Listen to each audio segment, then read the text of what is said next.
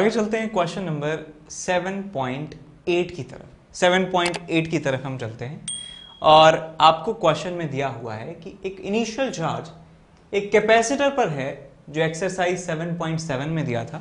7.7 में क्या दिया था जी? अच्छा, एक कैपेसिटर और एक इंडक्टर था, यानी कि एलसी सर्किट है और एलसी सर्किट में इनिशियल चार्ज उस कैपेसिटर पर है 6 मिली कूलम के बराबर। What is the total energy stored in the circuit initially and the second part, what's the total energy at the later time. What is the total energy? Total energy की बात कर रहे हैं, not just the electrical energy और the magnetic energy, we are talking about the total energy. तो यहां पे question कुछ ऐसा है कि एक आपके पास कैपेसिटर है और एक आपके पास है इंडक्टर और इनकी वैल्यूज जो हैं वो आप देख सकते हैं पिछले सवाल में। पिछले सवाल में C की वैल्यू दी हुई है 30 माइक्रोफैरड और L की वैल्यू है 27 millihenry. 27 and 30, 27 millihenry और यह है आपके पास 30 माइक्रोफैरड। इसमें क्वेश्चन में आपको दिया है कि t इज इक्वल टू 0 पर at t is equal to 0 यहाँ पे जो चार्ज की वैल्यू है that is the maximum value of charge on this capacitor that is 6 milli coulomb. 6 milli coulomb. तो आपसे पूछा गया है कि टोटल एनर्जी स्टोर्ड इनिशियली कितनी होगी। तो भाई जब पूरे सर्किट में जो एनर्जी स्टोर कर सकते हैं वो दो कंपोनेंट्स कौन से हैं? एक कंपोनेंट ये है, एक कंपोनेंट ये है जो एनर्जी स्टोर कर सकता है। इनिशियली बात कर रहा हूं मैं t इज इक्वल टू 0 पे, इसके पास कुछ नहीं है, कोई एनर्जी नहीं है, इसके पास चार्ज की फॉर्म में एनर्जी है, इलेक्ट्रिक फील्ड की फॉर्म में एनर्जी है। तो यहां पे मैं इनिशियल एनर्जी लिख सकता हूं, initial energy is equal to energy which is in the electrical form plus energy which is in the magnetic field form. तो ये वैल्यू जो है वो तो 0 के बराबर है, तो यहां पे मैं लिख सकता हूं ये वैल्यू है qm स्क्वायर, इनिशियल चार्ज का square divided by 2c। q square by 2c के बराबर टोटल एनर्जी हमें मिलने वाली है। तो q की वैल्यू जो है 6 मिली कूलम है, तो 6 इंटू 10 टू द पावर -3 का square divided by 2c, 2 into 30 into 10 to the power -6 microfarad है, इतना हमने लिख दिया। तो ये आंसर आपको मिल जाएगा जूल में। ये इनिशियल टोटल एनर्जी है हमारे सिस्टम के पास। दूसरे पार्ट में पूछा गया है what is the total energy at the later time. तो आप ये जानते हैं कि जो कैपेसिटर है और जो इंडक्टर है दोनों ही 0 पावर जो है कंज्यूम करते हैं in one cycle on an average. तो ये दोनों ही एनर्जी का डिसिपेशन नहीं करते हैं। तो यदि हम बात करें टोटल एनर्जी की, तो टोटल एनर्जी कहीं नहीं जाने वाली है, वो यहां से यहां ट्रांसफर होगी और यहां से वापस यहां ट्रांसफर होगी। ये एनर्जी का खेल चलता रहेगा जन्म जन्म तक। तो यहां पे हम लिख सकते हैं because there is no resistor, because there is no resistor in the circuit so no power या no energy will get lost. So total energy की बात करें, total energy will remain constant.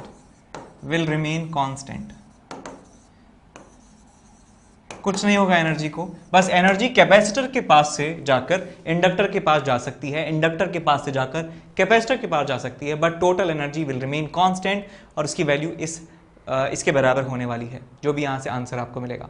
ठीक है, आगे चलते हैं नेक्स्ट क्वेश्चन की तरफ। नेक्स्ट क्वेश्चन है क्वेश्चन नंबर 7.9। इसमें आपको दिया है कि एक LCR सर्किट है जिसमें रेजिस्टेंस की जो वैल्यू है वो 20 ओम है, जो इंडक्टेंस है self inductance that is 1.5 Henry और यहां पे कैपेसिटेंस दिया है 35 माइक्रोफैरड और इसको कनेक्ट किया जाता है with a variable frequency 200 volt AC supply. यानी कि RMS वोल्टेज 200 वोल्ट है लेकिन फ्रीक्वेंसी का कोई पता नहीं है, फ्रीक्वेंसी कितनी भी हो सकती है, वेरिएबल है। When the frequency of the supply equals to the natural frequency, resonant frequency के बराबर कर दिया फ्रीक्वेंसी को अब, then what is the average power transfer to the circuit in one complete cycle. यदि फ्रीक्वेंसी को नेचुरल फ्रीक्वेंसी के बराबर कर दिया जाता है, यानी कि रेजोनेंस कंडीशन की बात ये कर रहे हैं, तो उस समय आपको बताना है कि जो एवरेज पावर है इन वन साइकिल वो कितना होगा एट रेजोनेंस ऑफ कोर्स। तो यहां पे हम कैलकुलेट कर लेते हैं, आपको क्वेश्चन में गिवन क्या क्या है आपको क्वेश्चन में गिवन है that resistance R is equal to 20 ओम।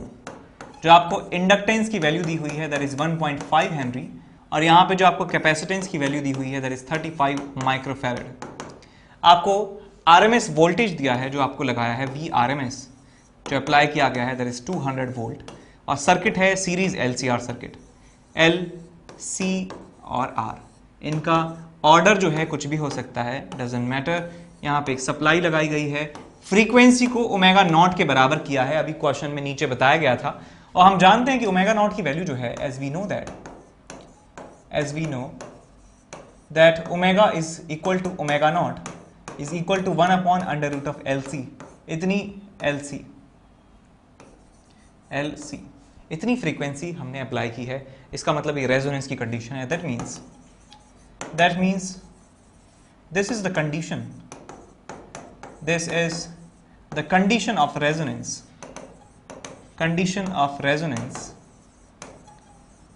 इसका मतलब क्या है कि XL की जो वैल्यू है वो XC के बराबर है, और Z की जो वैल्यू है वो अपनी मिनिमम वैल्यू के बराबर है, that is equal to resistance R।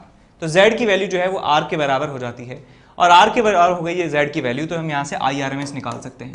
तो IRMS इस सर्किट में कितना होगा, VRMS अपॉन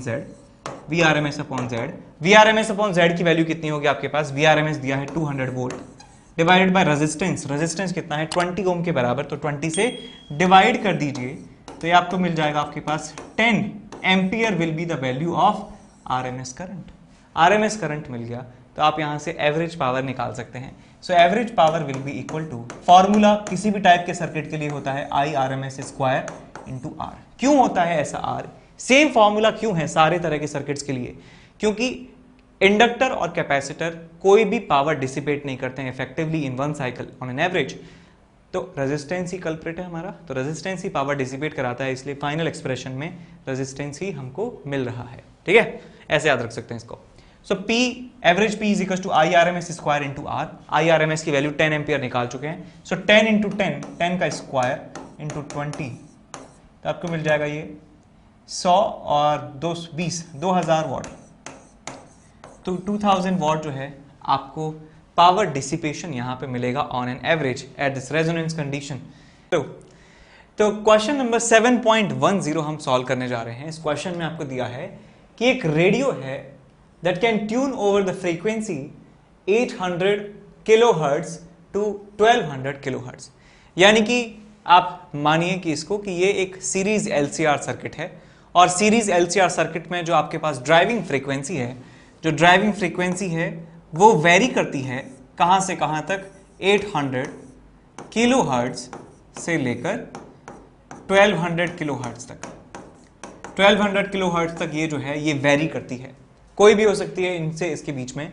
और आपको क्वेश्चन में दिया है कि आपके पास एक LC सर्किट है जिसका इंडक्टेंस जो है वो 200 माइक्रो हेनरी के बराबर दिया है, यानी आपको दिया है L की वैल्यू जो है आपके LCR सर्किट में that is equal to 200 micro henry. और आपसे पूछा ये गया है कि what must be the range of its variable capacitor.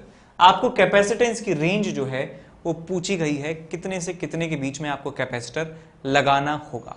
ठीक है, तो भाई हम ये जानते हैं कि जो आपके पास LCR सर्किट होता है, या फिर मैं कहूं यहां पे रेडियो जो है उसको ट्यून कैसे किया जाता है, कि हम रेडियो के अंदर जो LCR सर्किट है वहां पे कैपेसिटेंस की वैल्यू चेंज करते हैं, और कैपेसिटेंस की वैल्यू चेंज करने से क्या होता है, हमारी फ्रीक्वेंसी चेंज हो जाती है। बिकॉज फ्रीक्वेंसी का फॉर्मूला जानते हैं ना कि नेचुरल फ्रीक्वेंसी का फॉर्मूला होता है 1 upon under root of LC। तो यदि हम कैपेसिटेंस को चेंज करते इतना चेंज कर दें कि उसकी जो फ्रीक्वेंसी है वो नेचुरल फ्रीक्वेंसी के बराबर हो जाती है, तो एम्पलीट्यूड एकदम से बढ़ जाता है। तो जैसे ही रेजोनेंट कंडीशन होती है कि तो उसे फाइन ट्यूनिंग कहा जाता है, कि हम रेजोनेंट फ्रीक्वेंसी के बराबर फ्रीक्वेंसी कर दें तो हमें जो है आवाज क्लियर सुनाई पड़ेगी। तो यही आपको हिंट में दिया हुआ है कि कैसे ट्यून किया जाता है। तो बेसिकली हमें फ्रीक्वेंसी को कितना करना है, इस रेंज में रखना है, और क्योंकि हमें कैपेसिटेंस की रेंज निकालनी है तो पहले हम 800 बनाएंगे इस फ्रीक्वेंसी को। तो ओमेगा की वैल्यू आपको रखनी है टू 800 किलो हर्ट्ज के बराबर into 10 to the power 10, sorry kilo है तो 10 टू द पावर 3, ये हर्ट्ज में है फ्रीक्वेंसी। एफ की वैल्यू है। यहां से आप निकालिए ओमेगा की वैल्यू, ओमेगा होता है 2 पाई एफ के बराबर।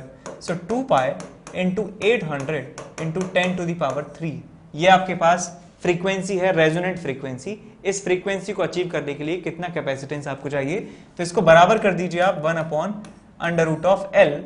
एल कितना है 200 micro henry, 200 into 10 to the power -6 into C. तो आप यहां से सी की वैल्यू जो है कैलकुलेट कर सकते हैं। आप क्या करिए, स्क्वायर कर दीजिए दोनों तरफ, तो आपको मिलेगा 4 pi square into 64 into 10 to the power 4 into 10 to the power 3 is equal to, अच्छा स्क्वायर किया है तो 10 टू द पावर 6 हो जाएगा। 8 2 का 4, पाई का पाई स्क्वायर, 8 का 64, 00 का 10 to the power 4, 10 to the power 3 का 10 to the power 6 is equal to 1 upon, इसका स्क्वायर करेंगे तो ये एज इट इज बन जाएगा 200 into 10 to the power -6 into C. तो यहां से आप सी की वैल्यू जो है कैलकुलेट कर सकते हैं। तो सी आपको मिल जाएगा यहां से 1 upon this whole thing 200 into 10 to the power -6 into 4 pi square into 64 into 10 to the power 10। इसे आप सॉल्व कर लेंगे, आपको कैपेसिटेंस की वैल्यू मिल जाएगी। ठीक, अब इसके बाद आपको क्या करना है, आपको इस फ्रीक्वेंसी के करस्पॉन्डिंग कैपेसिटेंस निकालना है। Now calculating capacitance corresponding to this frequency, तो आपको मिलेगा 1 अपॉन, बिल्कुल एज इट इज सेम ही एक्सप्रेशन बनना चाहिए, इसकी वैल्यू थोड़ी सी चेंज होगी, तो ये मिलेगा 200 इंटू 10 टू द पावर -6, ये तो एज इट इज रहेगा। 2 पाई यहां पे आएगा तो 4 पाई स्क्वायर यहां पे आएगा। यहां पे 8 था, 800 का 8 था, यहां पे 1200 का 12 होगा, तो आपके पास यहां पे 144 लिखा जाएगा। 144 इंटू 8 के बाद 00 थी उसमें, इसमें 12 के बाद 00 है, तो 10 टू द पावर 4 यहां पे भी आएगा, 10 टू द पावर 6 वहां पर भी आएगा। ये 3 होगा ही होगा बिकॉज किलो में है, तो 10 टू द पावर 10 यहाँ पे हम लिख देंगे, तो आपको आंसर मिल जाएगा कैपेसिटेंस का। ठीक है जी, आगे चलते हैं। इसके बाद क्वेश्चन नंबर लास्ट, कि एक फिगर है 7.21 shows a series LCR circuit. Series LCR circuit है नॉर्मल, इसमें वेरिएबल फ्रीक्वेंसी की एक सप्लाई से कनेक्ट किया है जिसका आरएमएस वोल्टेज है 230 वोल्ट और सोर्स है ये। एल की वैल्यू जो है वो 5 हेनरी के बराबर दी है। कैपेसिटेंस जो है वो 80 माइक्रोफैरड है, रेजिस्टेंस जो है वो 40 ओम के बराबर है। आपको पहले पार्ट में बताना है determine the source frequency which drives the circuit in resonance. Resonant frequency आपको कैलकुलेट करने को कहा गया है। तो एक आपके पास सीरीज एलसीआर सर्किट है, यानी कि यहां पे है एक इंडक्टर, यहां पे है कैपेसिटर, यहां पे है एक रेजिस्टर, ये सब कनेक्टेड हैं एक सप्लाई से ये कनेक्टेड हैं। अच्छा, यहां पे L की वैल्यू जो है वो किसके बराबर दी हुई है, 5 हेनरी के बराबर। कैपेसिटेंस कितना दिया है, 80 माइक्रोफैरड के बराबर, और यहाँ पे रेजिस्टेंस की वैल्यू दी हुई है आपको 40 ओम के बराबर। यहाँ फ्रीक्वेंसी जो है वो वेरिएबल है, वेरिएबल फ्रीक्वेंसी है, कुछ भी हो सकती है, लेकिन सप्लाई उन्होंने 230 वोल्ट के बराबर आपको दिया है। अच्छा, तो आपको निकालना है किस फ्रीक्वेंसी से इसको चलाएं जिससे रेजोनेंट फ्रीक्वेंसी हमें मिल सके। तो रेजोनेंट फ्रीक्वेंसी का फॉर्मूला आप जानते हैं कि resonant frequency omega not is equal to 1 upon under root of LC। तो यहां पे आप ये वैल्यू पुट कर देंगे 1 upon under root of L। L की वैल्यू है 5 इंटू C की वैल्यू है 80 microfarad, 80 into 10 to the power -6। तो यहां से आप सॉल्व कर लेंगे, ओमेगा नॉट की वैल्यू आपको मिल जाती है। इसके बाद आगे चलते हैं नेक्स्ट क्वेश्चन की तरफ, क्वेश्चन नंबर बी। इसमें दिया है कि obtain the impedance of the circuit and the amplitude of the current at the resonant frequency. तो दो सवाल हैं हमारे पास। सबसे पहले सवाल में आपको निकालना है कि Z वैल्यू इसकी कितनी होगी। दूसरे पार्ट में आपसे पूछा गया है कि मैक्सिमम करंट जो है, पी करंट जो है, उसकी मैक्सिमम वैल्यू कितनी होने वाली है। ये क्या है साहब, पी करंट की मैक्सिमम वैल्यू, पी करंट की मैक्स वैल्यू। ठीक है, तो यहां पे हम लिखेंगे सॉल्यूशन में कि भाई हम जानते हैं कि जो इम्पीडेंस होता है एट रेजोनेंट फ्रीक्वेंसी वो सबसे कम हो जाता है और उसकी वैल्यू R के बराबर हो जाती है। तो यहां पे मैं लिखूंगा एट रेजोनेंस Z की जो वैल्यू है वो Z मिनिमम के बराबर हो जाती है, that is equal to R। तो जो रेजिस्टेंस है यहां पे वही इंपीडेंस बन जाता है एट द रेजोनेंट कंडीशन। तो यहां पे रेजिस्टेंस की वैल्यू है 40 ओम के बराबर, तो इसका इंपीडेंस भी 40 ओम के बराबर हो जाएगा। तो इंपीडेंस की वैल्यू 40 ओम के बराबर आ चुकी है। अब इस इंपीडेंस के करस्पॉन्डिंग जो करंट होता है वो मैक्सिमम वैल्यू हो जाती है उसकी। तो यहां पे मैं लिख सकता हूं I M max is equal to, ये वैल्यू होती है आपके पास V M divided by Z minimum. जो रेजोनेंट फ्रीक्वेंसी पे इंपीडेंस होता है उसको डिवाइड कर देंगे वी में, तो आपको आंसर मिल जाएगा। तो एम वैल्यू यानी कि पीक वैल्यू कितनी है वोल्टेज की, ये देखो हमको आरएमएस वैल्यू दिया है 230 वोल्ट, तो पीक वैल्यू कैसे निकालते हैं? पीक वैल्यू कैसे निकालेंगे? तो यहां पे हम लिखेंगे because V RMS is equal to V M divided by under root of 2। तो यहां से वी एम की वैल्यू आपको मिल जाती है under root of 2 times V RMS. तो आपको यहां से मिल जाएगा कि peak value of maximum value of peak current, maximum value of peak current is equal to under root of 2 times into RMS voltage that is 230 volt divided by Z minimum, Z minimum is equals to R which is 40 ohm। तो इसको आप solve कर लेंगे, आपको current मिल जाएगा कि peak value की maximum, peak current की मैक्सिमम वैल्यू, पीक करंट की मैक्सिमम वैल्यू आपको मिल जाती है। इसके बाद क्वेश्चन नंबर सी पार्ट है इसका। इसमें दिया है कि determine the RMS potential drop, RMS potential drop across the 3 elements of the circuit, show that the potential drop across the LC combination is 0 at the reasoning frequency। तो ये सवाल जो है सबसे इंटरेस्टिंग है इन सारे सवालों में। ये आपके पास है L, ये आपके पास है C और ये आपके पास है रजिस्टर R। सारे सवालों में सबसे ठीक सा सवाल है और बाकी सवाल तो ऐसे ही थे टाइम पास। तो आपको निकालना है इन तीनों इंडिविजुअल जो आपके पास कैंडिडेट्स हैं इनके अक्रॉस पोटेंशियल डिफरेंस, और फिर आपको निकालना है कि L और C के कॉम्बिनेशन के अक्रॉस जो पोटेंशियल ड्रॉप है वो 0 होगा, इसको प्रूव करना है। तो मैं मान लेता हूं कि इसके अक्रॉस जो पोटेंशियल ड्रॉप है वो VL के बराबर है, और मैं मान लेता हूं कि इस एलिमेंट के अक्रॉस जो पोटेंशियल ड्रॉप है वो VC के बराबर है, और मैं मान लेता हूं इसके अक्रॉस जो पोटेंशियल ड्रॉप है वो VR के बराबर है।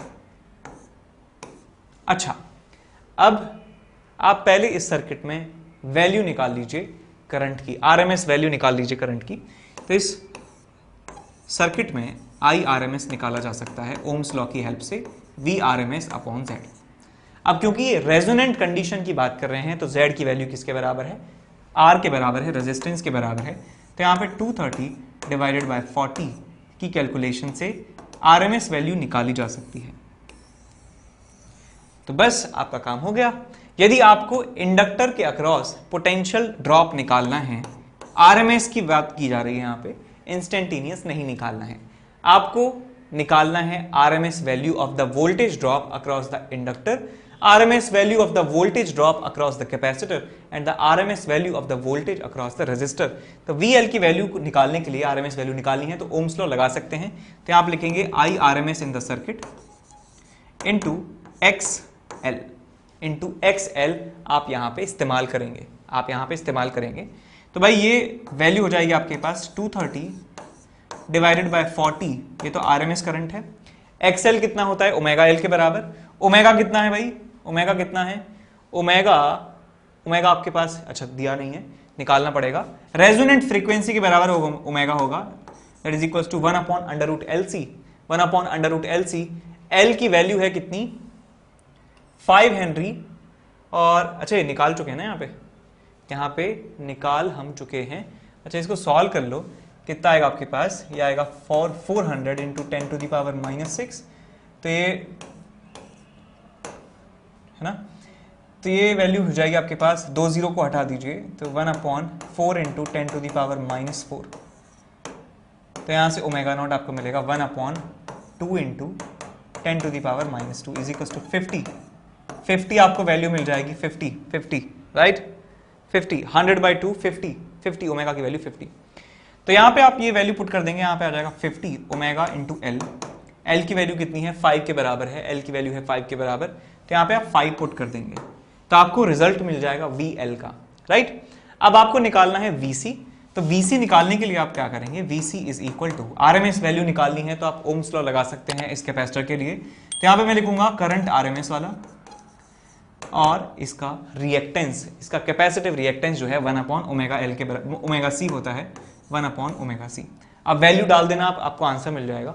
आपको रेजिस्टेंस के अक्रॉस वोल्टेज निकालना है, रेजिस्टर के अक्रॉस, तो आ जाएगा आपके पास IRMS into R, IRMS into R, आपको ये वैल्यू मिल जाती है।